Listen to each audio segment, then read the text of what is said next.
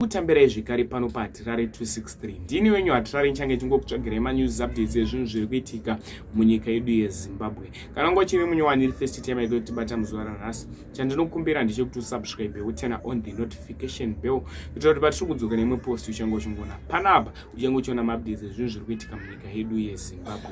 Nyando ine muzuva ranhasi inyaya yemurume uyo anonzi King Gumbiro ane makore iwo anosvika 23 years ekuberekwa. Murume uyu ndiwe kuGuruve. Murume uyu atiudzawo nyaya yake yakaitika kwaari, atiudza sad news zvinazvo zvinorwadza zvinosereresa. Nokumbira umise likes pa this video.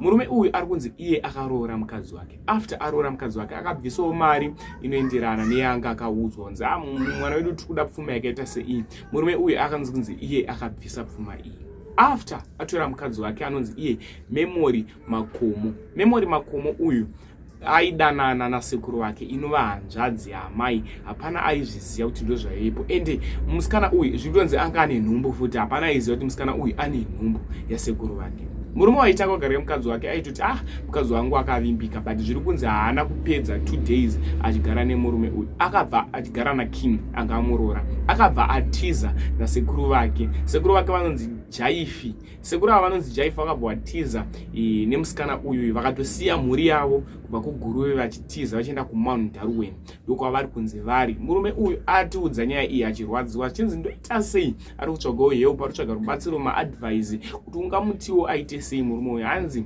chiri kunyanyondirwadza ndechekuti ndanga ndapedza nguva ndichidanana nemusikana uyu waanga aroora, and yet aisaziva kuti ane nhumbu yasekuru vake. Ndokumbira mutaura zvamunofunga mucomment section, zvinova zvinhu zvinorwadza. Pfuma unenge wakaendesa, zviri kunzi vabereki vati vanokwanisa kumudzosera pfuma ishoma, imwe yanga yakashanda havasi kukwanisa kumudzosera yese pachiitiko chaitika ichichi. Varikutoti hatisisina pfuma,